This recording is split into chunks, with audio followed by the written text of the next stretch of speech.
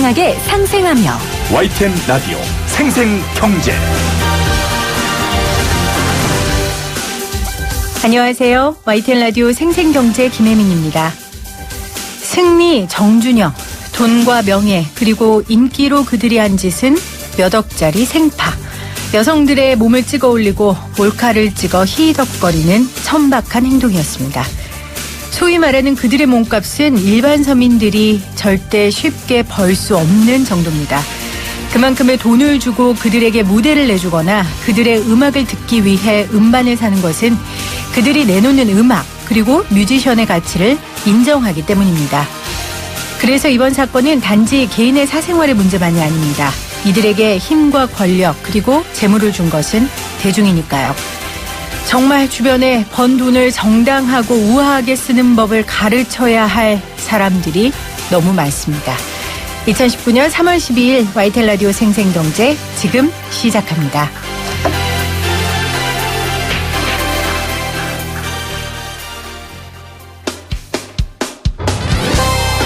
생생하게 상생하며 건강한 경제방송 YTN 라디오 생생경제.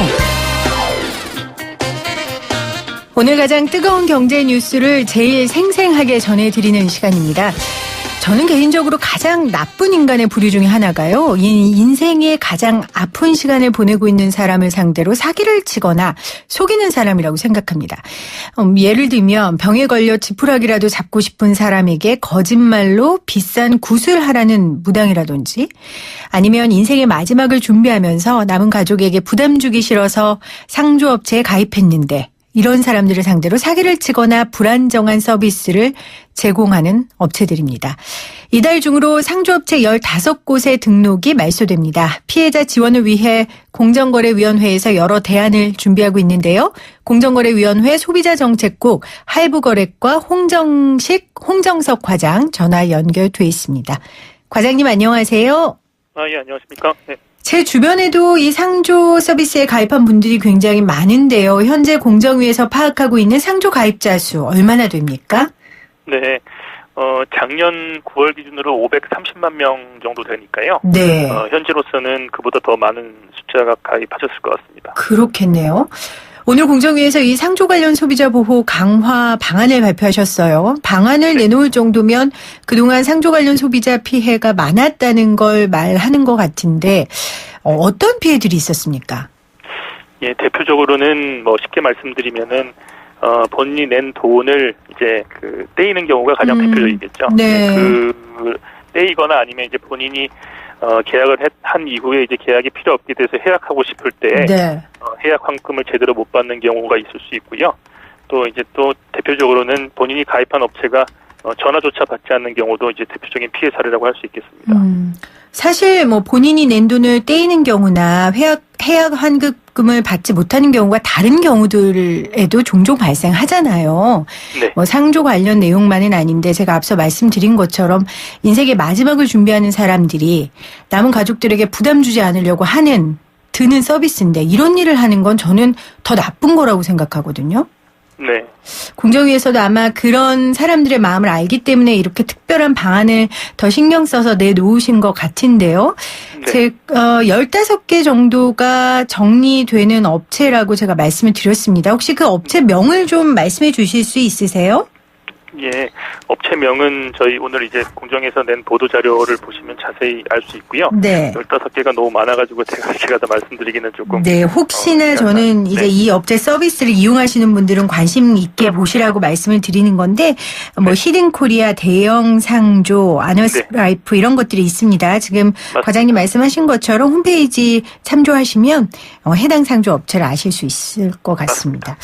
그러면 이 업체들이 말소가 되면 이 업체를 이용하고 있는 사람들은 피해를 볼 거 아닙니까? 맞습니다. 사람 수가 얼마나 됩니까? 예상하시는 숫자가. 지금 말씀하신 업체 15개 업체의 소비자 수는 한 7,800명 정도 되거든요. 네. 예, 그분들이 이제 직접적인 피해 대상이라고 할 수 있겠습니다.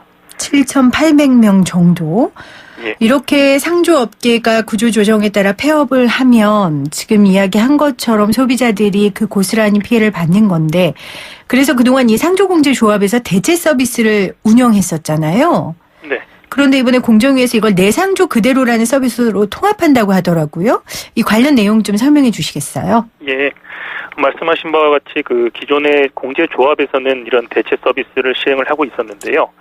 실상 지금 자본금 증액을 하지 못한 회사들은 대부분 은행에 예치하는 업체들이 대부분이었습니다. 네. 대부분 은행에 예치하는 업체들에 대한 대체 서비스는 지금까지 없었고요. 그래서 공정위가 이번에 그 업체들을 상대로 내상조 그대로 서비스를 작년 4월에 출시했는데요. 네. 그 서비스를 기존 상조 공제조합들에서 하고 있는 서비스로 일원화해서 소비자분들이 좀 더 헷갈리지 않고 이용하실 수 있도록 저희가 통합을 한 것이고요. 네. 내상조 그대로 서비스는 쉽게 말씀드리면은 소비자분께서 내셨던 그 돈을 그 업체가 폐업하게 되면은 원래는 법적으로 반만 받으실 수가 있습니다. 네. 그 반을 받으셨을 때 그 반을 이 내상조 그대로 참여 업체에 그 납부를 하시게 되면 네.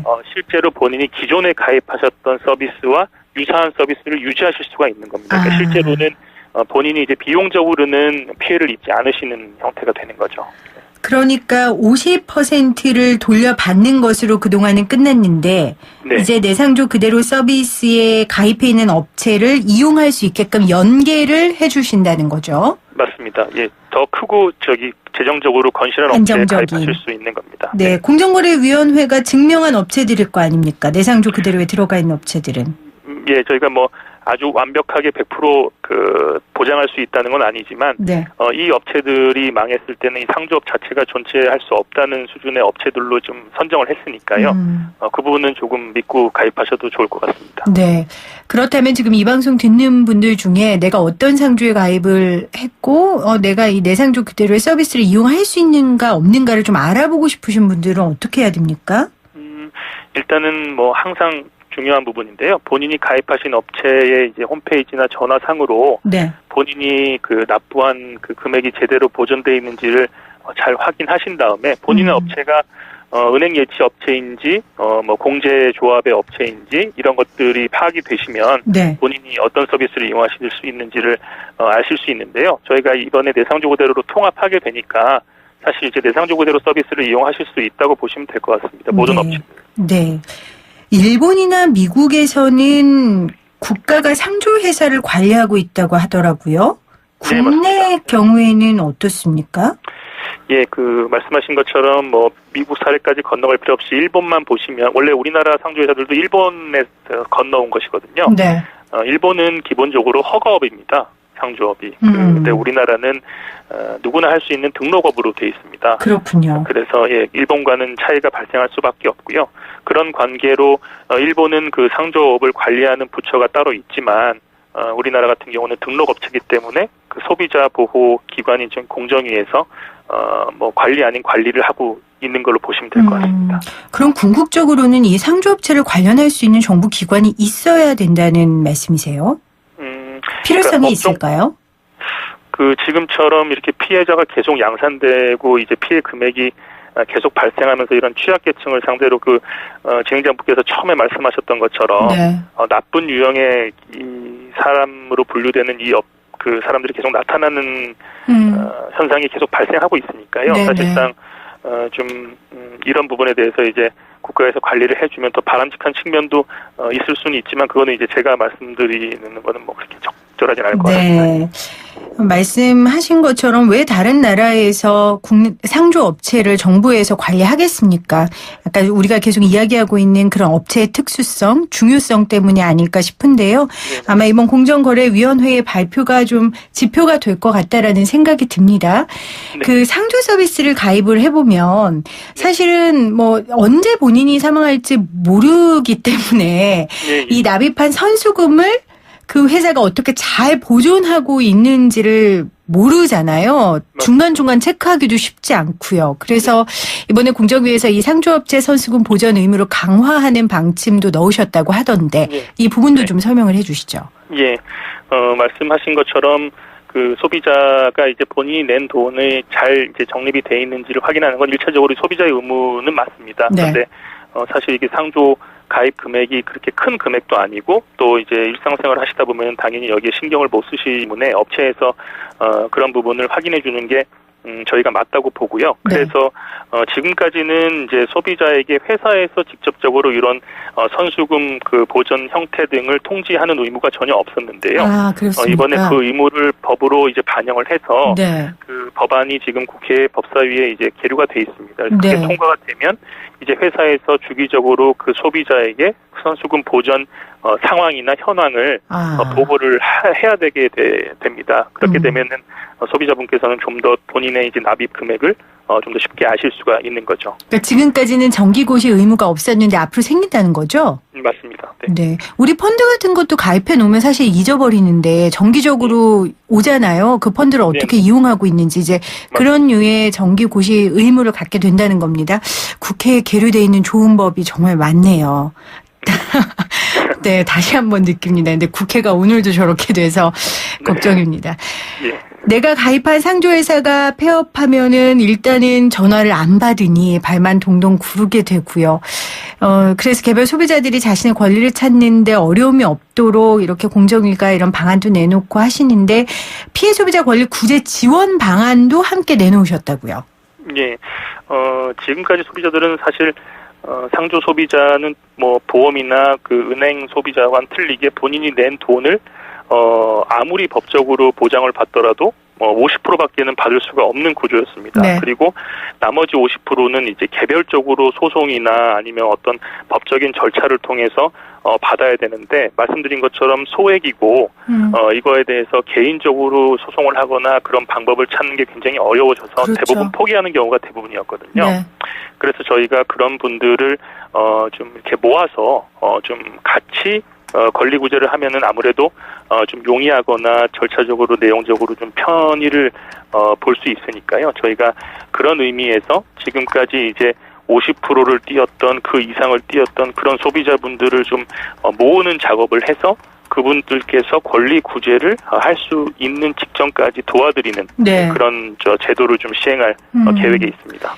지금 0989님이 문자 보내셨는데요. 저희 아버지가 상조보험에 들어 있었는데 갑자기 돌아가시고 나서 장례 치르고 알았습니다. 그래서 나중에 알아보니 폐업했고 아무것도 뭐 서비스 받지도 못했고 보장도 못 받았는데 이런 경우는 어떻게 하나요? 라고 왔네요. 네. 그런 경우에는 폐업한 거를 확인이 되시면 네. 그 폐업한 업체에서 원래는 이제 그 50%를 보전해 놓은 그 기관이 은행이든 조합이든 그 돈은 당연히 받으실 수가 있는 거기 때문에 그 네. 업체가 어떤 기관에 예치를 했는지를 한번 알아보시고 네. 그 부분에 대해서 잘 알아보시기가 힘드시면은 저희 공정위 쪽에 연락을 주시면 저희가 확인해 드릴 수도 있는 부분이 있기 때문에요. 일단 1차적으로 그렇게 하시고 그 업체가 이제 그 언제 폐업했는지를 기준으로 이 내상조 그대로 서비스를 또 이용하실 수도 있거든요. 네. 지금 이제 아버님은 돌아가셨지만 또 다른 분께서 이용하실 수도 있기 때문에 그런 식으로 방법을 찾아보시는 게 좋지 않을까 싶습니다. 네. 인생의 마지막을 준비하면서 정말 남은 가족에게 부담 주기 싫어서 이런 상조업체를 이용하는데요. 이런 사람들이 어려움을 당하지 않도록 공정위에서 오늘 방안을 발표했습니다. 관련 내용 홍정석 과장과 함께 이야기 나눴습니다. 과장님 고맙습니다. 네, 감사합니다. 네.